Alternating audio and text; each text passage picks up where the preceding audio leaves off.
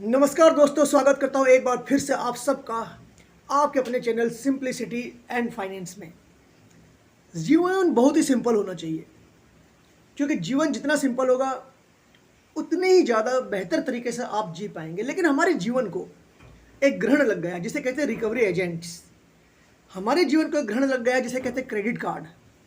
हमारे जीवन को एक ग्रहण लग गया है जिसे हम कहते हैं लोन। ये ग्रहण हमने खुद लगा रखा अपनी ज़िंदगी पर।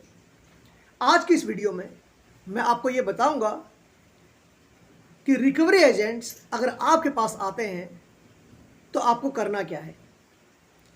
बहुत ही प्रैक्टिकल बातें मैं बताऊंगा आपको, बहुत ज़्यादा स्टाइलिश और ये और वो, उससे कोई मतलब निकलना है नहीं। एकदम प्रैक्टिकल बात बताऊंगा। पहले मैं चश्मा उतार देता हूँ, अब हम बात करेंगे। तो जब आप लोन लेते हैं तो आप एक कमिटमेंट भी देते हैं कि भाई मैं तुम्हारा लोन पे कर दूंगा। अब आपके पास जॉब नहीं है या आप किसी भी कारणवश चुका नहीं पा रहे हो, तो टेक्निकली लोन लेने वाला जो बोरोवर है, जिसने लोन लिया है, वो गलत है। नहीं चुका पा रहे हो तो गलत है और नहीं चुका रहे हो तो भी गलत है। लेकिन आज के इस वीडियो में मैं आपको ये बताने वाला हूं कि अगर रिकवरी एजेंट आपको परेशान करता है तो आप क्या करेंगे। सबसे पहले, रिकवरी एजेंट अगर आपको कॉल करके ये बोलता है कि मैं आपके घर पर आऊंगा, तो मैं आपको ये बता दूं कि रिकवरी एजेंट्स घर पर तुरंत ही नहीं आ जाते हैं। आज आपकी एक ईएमआई जानी है या आज आपका क्रेडिट कार्ड का पेमेंट जाना है, और अगर आपने पे नहीं किया तो तुरंत ही अगले दिन सुबह 6 बजे रिकवरी एजेंट आपके दरवाजे पर नहीं मिलने वाला है। रिकवरी एजेंट को इतनी जल्दी नहीं भेजा जाता है। कारण की बात करते हैं। किसी भी एक सिटी की हम बात करें, लाखों लोग ऐसे होंगे जो अपनी फिक्स्ड जो डेडलाइन होती है उस डेडलाइन तक पेमेंट नहीं कर पाते हैं। और अगर अगले दिन रिकवरी एजेंट्स को उतने दरवाजों पर भेज दिया जाए तो भाई फिर रिकवरी एजेंट्स को हायर शायद लाखों की संख्या में करना पड़े एक सिटी के लिए, जो कि पॉसिबल नहीं है। तो रिकवरी एजेंट को इतनी जल्दी भेजा नहीं जाता है। एक दूसरा तरीका क्या है, आप अपने डेस्क के ऊपर बैठकर 300 नंबरों पर फोन मिलाकर उन्हें बोल सकते हो कि आपका पेमेंट नहीं आया, आप हमें पेमेंट कीजिए। ये ज़्यादा प्रैक्टिकल ऑप्शन लगता है और यही वो करते भी है। अगर आपने लोन का पेमेंट नहीं किया है तो वो आपको फ़ोन मिलाना ज़्यादा प्रेफर करते हैं, भले वो ईएमआई हो, भले ही वो क्रेडिट कार्ड का लोन हो। तो रिकवरी एजेंट तुरंत ही आपके दरवाजे पर पहले तो आएगा नहीं। काफ़ी टाइम हो गया है, 15 दिन, 20 दिन, 1 महीना, तो भी नहीं आता है। जनरली नहीं ही आता है। रिकवरी एजेंट आता है ज़्यादातर मामलों में, हर मामले की बात मैं नहीं कर रहा, ज़्यादातर मामलों में रिकवरी एजेंट्स आते हैं 4th, 5th and 6th month में। लेकिन कुछ ऐसे लोग भी हैं, कुछ ऐसी कंपनीज भी है जो किसी मॉरल बैकग्राउंड पर काम नहीं करती, वो रिकवरी एजेंट को 2-4 दिनों में भी भेज सकती है, क्योंकि वो आप पर भरोसा ही नहीं करती है। तो recovery agent in general 4th, 5वें या 6ठे महीने में ज़्यादा आते हैं। 3 महीने तक वो पहले आपको कॉल से ही कन्विंस करने की कोशिश करेंगे। बहुत ही पोलाइट कॉल आएगी, सर आपके पैसे बाकी हैं, क्यों नहीं दे पा रहे, कब तक दे देंगे। उसके बाद उनकी भाषा जो है वो थोड़ी एग्रेसिव होती जाएगी। उसके बाद वो आपको ये भी डराएंगे, बताइए अगर आप नहीं दे रहे तो हम आपके दरवाजे पर रिकवरी एजेंट को भेजते हैं। अगर 3 महीने के भीतर अगर वो ये बात बोल रहे हैं तो आप मोटे मोटे तौर पर मान लीजिए कि वो फालतू की बकवास कर रहे हैं।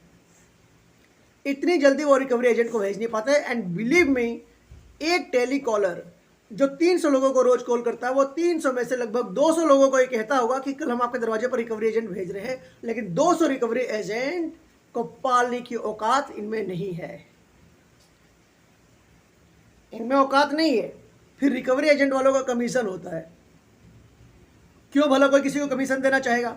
अगर एक कॉल पर ही पैसे निकल जाए तो भले ही 10 दिन के बाद निकले, भले 1 महीने के बाद निकले। तो अगर कोई आपसे ये कहता है कि रिकवरी एजेंट को मैं कल दरवाजे पर भेज रहा हूं या रिकवरी एजेंट को मैं कल दरवाजे पर भेज रही हूं, और अगर 3 महीने से कम का समय है, तो बिल्कुल बकवास कर रहा है। मोटे मोटे तौर पर आ भी जाते हैं, बहुत कम, लेकिन ऐसा होता है। क्लियर? एक बात। लेकिन अगर रिकवरी एजेंट आ ही जाए तो आप क्या करेंगे? रिकवरी एजेंट जब कभी भी आए तो उनको आरबीआई के गाइडलाइन को फॉलो करना पड़ता है। आरबीआई ने भी कुछ सप्ताह पहले, लगभग 2 सप्ताह हो चुके हैं, हाँ 1 सप्ताह की बात है, आरबीआई ने एक बात कही है कि अब कभी भी अगर आप किसी रिकवरी एजेंट को किसी भी बोरोवर के पास भेजते हैं तो आपको बोरोवर को उसको एक जानकारी देनी पड़ेगी कौन आपके पास आ रहा है पैसे कलेक्ट करने के लिए। तो अचानक से घर के दरवाजे की बेल बजेगी और हाँ भाई मैं यहाँ से आया हूँ, वो चीज़ नहीं होने वाली है। आपको पहले जानकारी मिलनी चाहिए, और अगर कोई इस तरीके से आ जाता है तो आप सबसे पहले उससे कहेंगे कि भाई तुम आए कहाँ से हो? मैं यहाँ से आया हूँ। आप मांगेंगे उसका आईडी कार्ड। ये सारी बातें रिकॉर्डिंग होनी चाहिए, ऑन रिकॉर्ड होनी चाहिए। दरवाजे पर पहुँचा है, छोड़ना नहीं है, रिकॉर्ड होनी चाहिए। रिकॉर्डिंग शुरू कीजिए। Start the camera. कहाँ से आए हो? मैं यहाँ से आया हूँ। ID card. आईडी कार्ड उसके पास होने की संभावना बहुत कम होगी, क्योंकि जनरली सपोज कीजिए आपने किसी बैंक से लोन ले रखा है या किसी एनबीएफसी कंपनी से लोन ले रखा है और वो रिकवरी एजेंट आपके दरवाजे पर आया है, तो वो रिकवरी एजेंट बहुत अधिक कम संभावना है कि वो बैंक वाला होगा, वो किसी थर्ड पार्टी का होगा जिसको बैंक ने आउटसोर्स कर दिया है कलेक्शन करने के लिए आपसे। तो ऐसी कंडीशन में आप उससे आईडी कार्ड मांगेंगे, और बैंक का आईडी कार्ड या एनबीएफसी कंपनी का आईडी कार्ड उसके पास होने की संभावना बहुत कम है। और ये जो लोकल गूंस होते हैं, जो रिकवरी एजेंट के तौर पर जनरली हायर किए जाते हैं, इनके पास उस कलेक्शन एजेंसी का भी आईडी कार्ड नहीं होता है। वो तो बस ऐसे ही मोटरसाइकिल के ऊपर, मोटरसाइकिल से याद आया, बता दूं? चलो बता देता हूँ। मुझे हमारे पड़ोस में मैं देखता था कि जैसे 2 रिकवरी वाले आ गए तो जिसके घर पर वो आते थे उसके भाई के सामने एक दुकान थी, और जब उसको पता चलता था कि रिकवरी वाले गए हैं पैसे लेने के लिए, वो तो उनके बाइक की हवा ही निकाल देता था। बेचारे आते थे, हवा पूरी बंद। कुछ रियल लाइफ के मैं आपको इंस्टेंसेस बता रहा हूँ। बाइक को बेचारे ढोकर ले जाते थे। Isn't it a good idea by the way? क्या बताऊं। मुझे आज भी वो दिन याद है। आए थे बड़े जोश में और गए पैदल। खैर जो भी है, तो आपको ऐसा नहीं करना है। इंसानियत भी यार कोई चीज होती है। Anyways, so coming back to same point, तो रिकवरी वाले कभी भी आए तो आपको उनसे उसका आईडी कार्ड मांगना है, और आईडी कार्ड मांगने के बाद आप ये देखेंगे कि उसके पास कोई आईडी कार्ड है ही नहीं। तो ऐसी कंडीशन में आप उसे कह सकते हैं पहले आईडी कार्ड लेकर आओ, उसके बाद बात करो। अगर आईडी कार्ड वो लेकर आ जाता है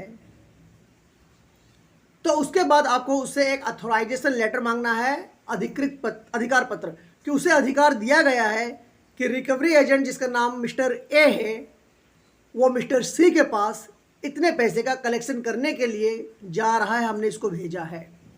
वो ऑथराइजेशन लेटर भी उनके पास 99% केस में नहीं ही मिलेगा। And then you are within your rights to tell them कि भाई हम आपको पे नहीं करेंगे, जाकर एक प्रॉपर ऑथराइजेशन लेटर आओ। ठीक है, इतना काम आपको करना है। 99% केस में रिकवरी एजेंट इतने में ही चला जाएगा। आप उसे कहो भाई मैं कब इनकार कर रहा हूं पैसे देने के लिए, लेकिन मैं तुमसे बात अभी नहीं करूंगा। तुम अगर ऑथराइजेशन लेटर लेकर आते हो, आईडी कार्ड लेकर आते हो, तो ही मैं बात करूंगा। और कलेक्शन एजेंसी का अगर वो दिखाता है तो आप बोल सकते हैं मैंने कलेक्शन एजेंसी से लोन नहीं लिया है, और नहीं मुझे बैंक ने यह कहा है कि ये कलेक्शन एजेंसी का ये इंसान आपके पास कलेक्ट करने के लिए आ रहा है। आज की डेट में भी ज़्यादातर लोग यूं ही चले आते हैं मुंह उठाए, और आपको उनको कुछ भी देने की ज़रूरत नहीं है। बस इतनी सी बात आप ध्यान में रखिए। बाकी मैंने बहुत सारे वीडियोस बनाए हैं, मैंने बहुत सारी बातें बताई हैं कि रिकवरी एजेंट को हैंडल करने के और क्या क्या तरीके हैं। कई लोग कहते हैं कि भाई मैं घर पर नहीं हूं, क्या मेरे पीछे से घर वालों को परेशान कर सकते हैं? भाई नहीं कर सकते। आपने अगर लिया है कोई डेट, कोई लोन अगर आपने ले रखा है, आपका क्रेडिट कार्ड है, तो आपके घर वालों को परेशान नहीं कर सकते। अगर आप किसी गेटेड सोसाइटी में रहते हैं तो आपको क्या करना है, उस वीडियो को भी मैं यहाँ डाल दूंगा। जब ये वीडियो एंड होगा तो आपको मेरी इसी स्क्रीन के ऊपर लास्ट में एक वीडियो दिखेगा, आप उसे भी देख लीजिए कि अगर आप गेटेड सोसाइटी में रहते हैं तो आपको क्या करना है, अगर आप किसी रेंटेड हाउस में रहते हैं तो आपको क्या करना है, अगर आपका खुद का मकान है और रिकवरी एजेंट को हैंडल करना है तो आपको क्या करना है। बहुत सारे मैंने वीडियोज़ बना रखे हैं, लिंक दे दूंगा, आप उस वीडियो को भी देख लीजिएगा। लेकिन ये बहुत ही प्रैक्टिकल और वाइबल ऑप्शन है, जहाँ पर आप रिकवरी एजेंट से सिर्फ इतना कहेंगे कि मुझे एक अथॉराइजेशन लेटर और अपना आईडी कार्ड दिखाइए। ये सारी बातें रिकॉर्ड होनी चाहिए। बदतमीजी करे तो फिर आप मुझे बताना, क्योंकि हमारे पास लीगल वेज है उन बदतमीजियों का जवाब देने के लिए। उम्मीद करता हूँ ये जो वीडियो है आपको पसंद आया होगा, और अगर आपकी कोई क्वेरी है तो कमेंट बॉक्स में आप अपनी क्वेरी लिखिए और मैं ये कोशिश करूँगा कि आपकी उस क्वेरी का जवाब जितनी जल्दी से जल्दी हो सके मैं दे दूँ। अगर आप मेरे चैनल पर पहली बार आए हैं तो मैं आपको बता दूँ कि इस तरह के वीडियोज़ मैं बनाता रहता हूँ, और इसलिए अगर आप ऐसी वीडियोज़ और भी पाना चाहते हैं तो subscribe to my channel and click on the bell icon. तो उससे क्या है कि जब कभी मैं नया वीडियो पोस्ट करूँगा तो आपको एक नोटिफिकेशन आ जाएगा। मैं लाइव भी आता हूँ, जहाँ मैं आपकी समस्याओं का समाधान करने की कोशिश करता हूँ, आपको एडवाइस करने की कोशिश करता हूँ। उम्मीद करता हूँ कि अब आपको ये पता चल गया होगा कि रिकवरी एजेंट की बत्ती कैसे गुल करनी है, वो भी आरबीआई के गाइडलाइंस के तहत ही। चलिए मिलता हूँ आपसे अपने अगले वीडियो में, तब तक के लिए मुझे आज्ञा दीजिए। नमस्कार। एंड जैसा मैं हमेशा कहता हूँ, take no tension. Bye bye.